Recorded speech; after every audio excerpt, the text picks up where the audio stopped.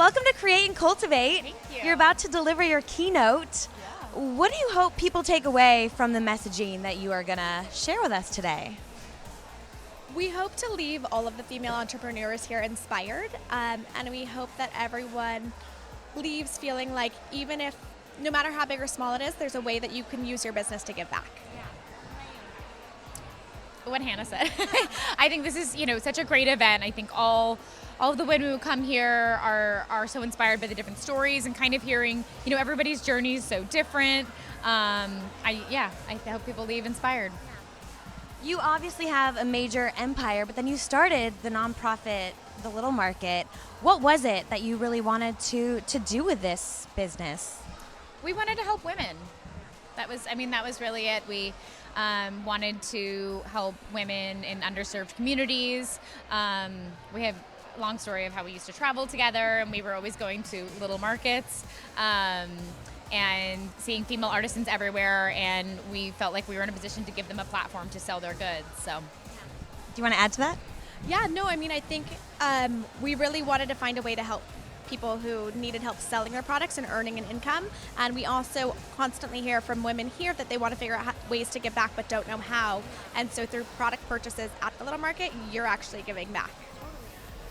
You were so young when you started your businesses. And you are still so young, but really, you are so young.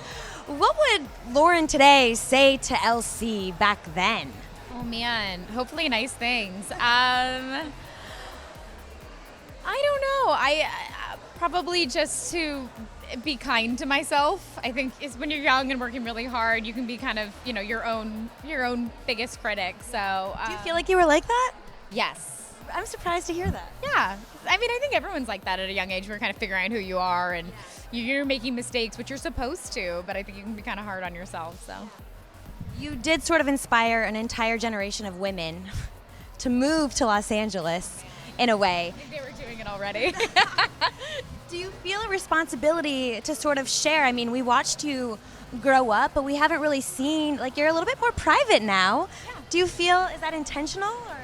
Yeah, I gave a lot of my life for many years, so I'm just I really value my privacy. I like having a moment and knowing that I'm just sharing it with my family and not broadcasting it. So it's just really valuable to me. I respect that. And probably nice friendships that you have to really. Yeah. How long have you guys been friends for?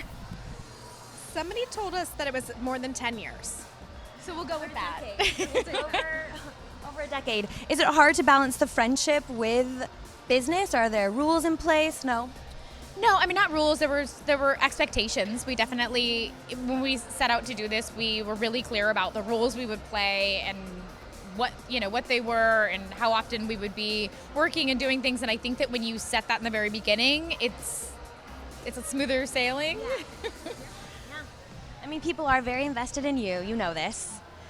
What would it take to get you back on reality TV? Is it weird that we still care so much? No, I think it's really nice. That's a huge compliment. I'm not going to do it, but I appreciate that.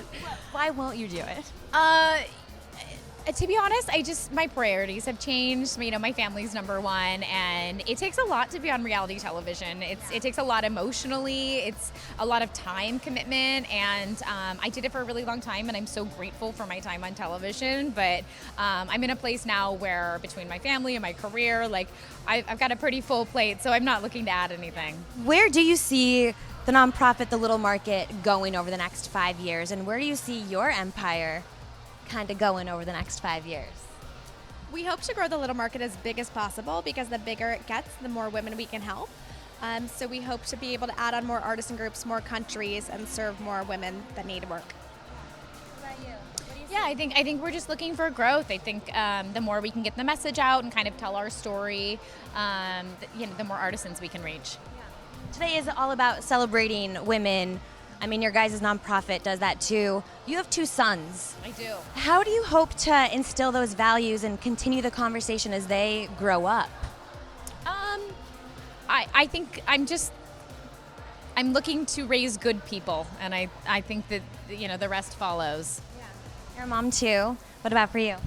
For me, it's the same. Lauren and I talk about this all the time, but being great examples for our kids and teaching them to be as good as possible. Yeah, trying. What is the next chapter of the little market? I mean, are you guys going to expand? Are we going to get more clothing from you? Could we get another book from you? Yes and yes.